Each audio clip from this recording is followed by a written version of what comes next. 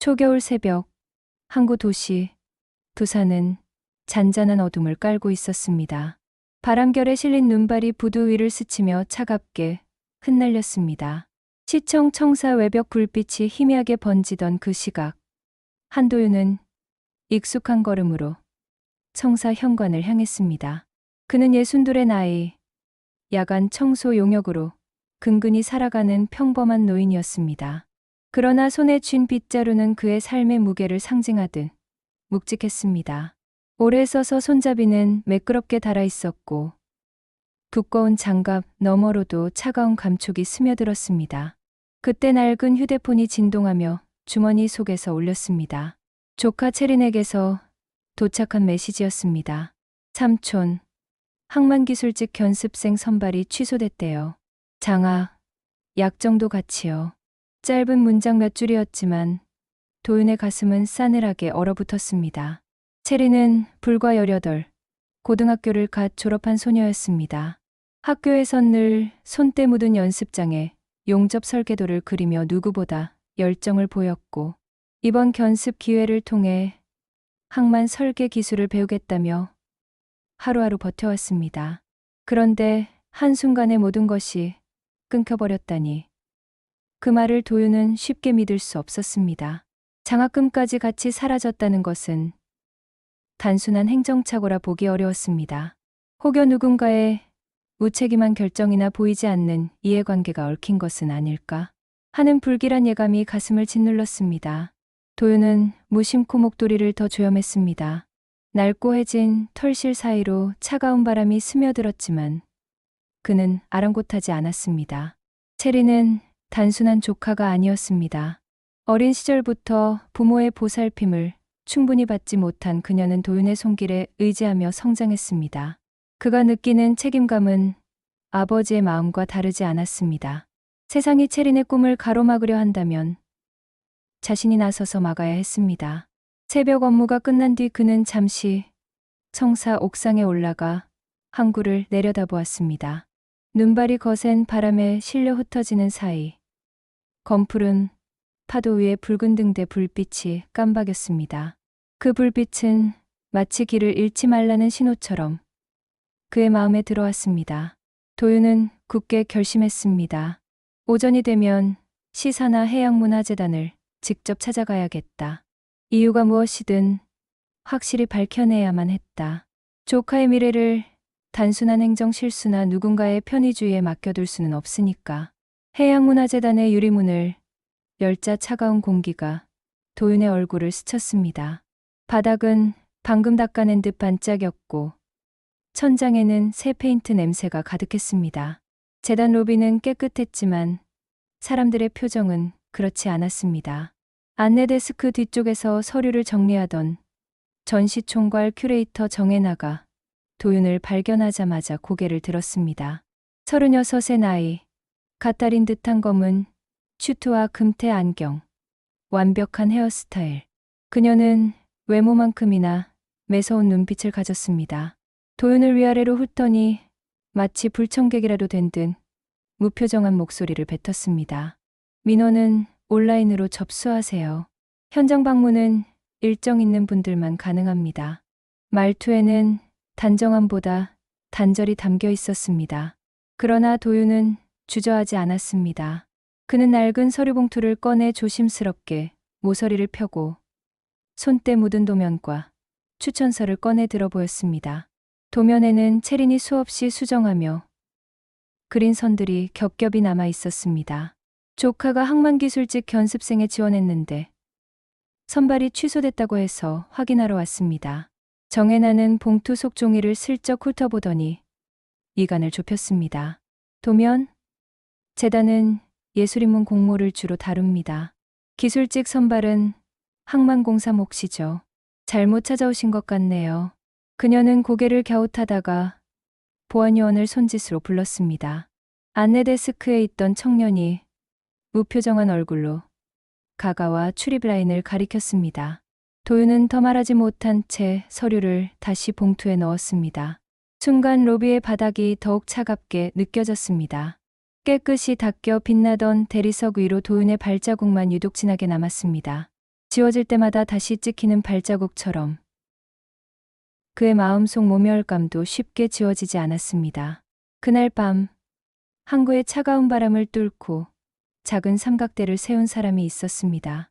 독립 팟캐스트 야간 등대를 진행하는 남유정이었습니다.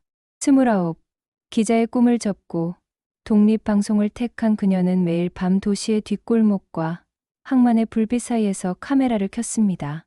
오늘은 해양문화재단 앞, 낮 동안 일어난 일을 다룰 차례였습니다. 휴대폰 화면 속 유정의 얼굴은 바람에 흔들렸지만 목소리는 또렷했습니다. 오늘 아침 시청 청소 노동자가 국가의 견습 취소 이유를 묻다가 퇴거 조치됐습니다. 동시에 재단항만공사 공동장악이 사라졌다는 제보가 이어지고 있습니다. 이유는 무엇일까요? 그녀는 곧바로 짧은 영상을 첨부했습니다. 화면에는 도윤이 봉투를 품에 안은 채 로비를 나서는 뒷모습이 담겨 있었습니다. 빛나는 대리석 바닥에 선명히 남은 발자국, 그리고 무표정한 보안요원의 시선이 대비를 이루었습니다. 영상은 고작 30초였지만 파장은 컸습니다. 채팅창에는 댓글이 폭주하기 시작했습니다. 예산 전용 아니냐? 기술직 차별 확실하다. 내 조카도 탈락했는데 같은 사유인가? 순식간에 수백 개의 메시지가 화면을 뒤덮었습니다. 유정은 말을 아끼고 댓글을 그대로 화면에 띄웠습니다. 시청자들은 스스로 분노와 의심을 쏟아냈고 그것이 고친 것처럼 힘을 얻었습니다. 다음 날 아침 항만공사 로비 앞에는 문의 민원인들이 줄을 섰습니다. 재단 공식 SNS에는 해명, 요구 글이 시간당 수백 개씩 달렸습니다. 평소엔 조용하던 기관 계정이 하루 만에 전국적 주목을 받게 된 것입니다. 출근길 직원을 가로막는 시민, 현장을 촬영하는 기자, 피켓을 든 청년까지 도윤이 로비에서 겪은 짧은 일이 이제는 도시 전체의 분노로 번지고 있었습니다. 짧은 방송이 긴 파문을 만들어내고 있었습니다.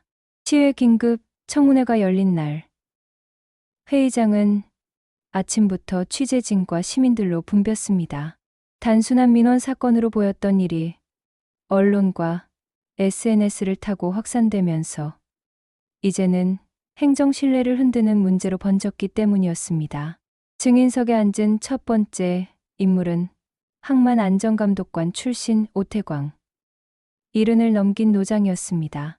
그는 두툼한 서류철을 꺼내들고 굵은 목소리로 증언을 시작했습니다. 15년 전 태풍 마라 때 선석 2개가 무너지는 걸 막은 긴급정지 수문 시스템을 기억하십니까? 그 설계는 제 것이 아니라 한도윤 씨가 무상으로 기부한 겁니다. 순간 회의장이 술렁였습니다. 청소 노동자로만 알려졌던 도윤의 이름이 전혀 다른 맥락으로 등장했기 때문이었습니다. 오태광은 이어서 말했다. 그는 특허를 해외 조선사에는 판매했지만 국내에는 조건 없이 공개했습니다. 이름조차 남기지 않았습니다. 현장 노동자의 안전이 우선이라며 말이죠. 두 번째 증인으로 나온 이는 해양 드론 스타트업 대표 이세빈이었습니다. 젊은 CEO는 도윤을 향해 고개 숙이며 증언했다. 저희가 시드 투자를 받을 수 있었던 것도 도윤 펀드 덕분입니다. 선박 전복 감지 알고리즘도 선생님의 조언으로 완성됐습니다. 대가로 요구하신 건 오직 하나, 현장 안전 교육 확대였습니다. 프로젝터 화면에 재단의 회계 자료가 띄워지자 정혜나의 얼굴은 굳어졌다. 장학 예산이 해양문화축제 홍보 항목으로 전출된 기록이 선명히 찍혀 있었고 결제란에는 외주대 행사의 기획서와 동일한 문구가 복붙된 흔적이 그대로 남아 있었다. 시민들의 웅성거림은 분노로 바뀌었고 의사봉 소리가 회의장에 메아리 쳤다. 등대 불빛처럼 어두운 진실이 하나둘 드러나고 있었다. 회의장은 무겁게 가라앉아 있었고 마이크 앞에 선 시장은 한동안 말을 잇지 못했습니다. 결국 그는 고개를 숙이며 입을 열었습니다. 장학 예산 전출권은 즉시 환원하겠습니다. 더불어 기술직과 예술직을 아우르는 통합장학 제도를 신설하겠습니다. 재단은 전면 감사를 받도록 조치하겠습니다. 말이 끝나자 카메라 플래시가 연달아 터졌고 취재진의 손이 바쁘게 움직였다. 그러나 시민들의 표정은 여전히 굳어 있었다. 그 순간 정혜나가 조심스레 일어섰다. 완벽했던 메이크업은 빛을 잃었고 차갑던 눈빛은 흔들리고 있었다. 제가 현장의 사정을 알지 못했습니다. 직업의 가치를 구분지어 바라본 건 제 잘못입니다. 깊이 사과드립니다. 짧지만 떨리는 목소리는 로비에서 했던 냉정한 말과는 전혀 달랐다. 그러나 도윤은 쉽사리 고개를 끄덕이지 않았다. 그는 마이크 앞에 서서 숨을 고른 뒤 느릿하게 말했다. 사과는 받겠습니다. 하지만 조건이 있습니다. 회의장은 순간 조용해졌다. 도윤의 목소리가 차분히 울렸다. 첫째, 기술직군 실습에는 반드시 안전 멘토링을 붙여 주십시오. 둘째, 면접 서류에서 부모의 학력, 소득, 주소를 지워 주십시오. 셋째, 낙방한 청년들에게는 이와 다음 단계 조언을 반드시 남겨 주십시오. 기회가 닿지 않았더라도 배울 수 있도록 해야 합니다. 그의 세 가지 조건은 단순한 개인 요구가 아니었다. 절차와 존엄을 지키라는 사회적 요구였다.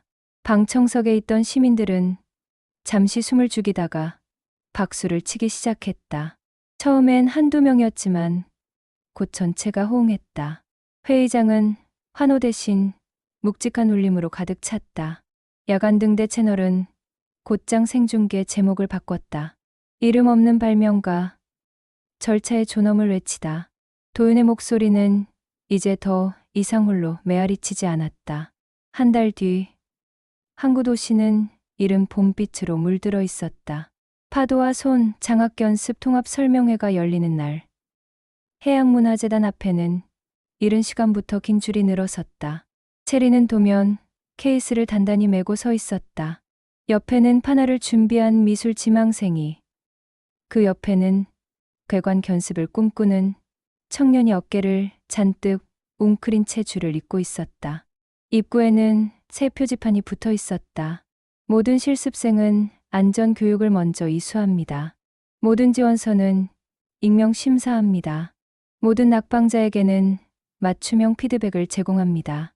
단순한 문구였지만 청년들의 눈빛을 뜨겁게 하는 약속이었다. 정혜나는 이번에는 검은 슈트 대신 자원봉사 조끼를 입고 컵라면을 나르며 수험생들에게 따뜻한 차를 건넸다. 한 달 전 냉정했던 태도는 온데간데 없고 눈높이를 맞추려 애쓰는 모습만이 남았다. 멀리서 남유정은 삼각대를 세워 조용히 현장을 촬영하고 있었고 이세빈은 드론 시연을 준비하며 아이들에게 웃음을 보냈다. 구석 의자에 앉은 도윤은 모포를 접듯 천천히 웃었다. 조카의 번호표가 불리자 체리는 똑바로 걸음을 옮겼다. 문턱을 넘어서는 순간 바깥 바다의 등대 불빛이 낮에도 희미하게 깜박였다. 그것은 길을 잃지 말라는 신호 같았다. 도윤은 생각했다. 사람의 가치는 직함에 있지 않다. 안전하게 일하고 존중받을 권리 위에서 비로소 자라난다. 그날 저녁, 그는 다시 시청 청소 일을 나섰다. 바닥을 닦는 동안 창밖 바다는 잔잔했고 멀리 흩어진 배불빛들이 모였다 흩어졌다 했다. 이름 없는 사람들이 켜온 작은 불빛들. 그 불빛이 모여 길을 만들고 있었다. 도윤의 눈가에 묵직한 미소가 번졌다. 세상은 이제 조금씩 바뀌고 있었다.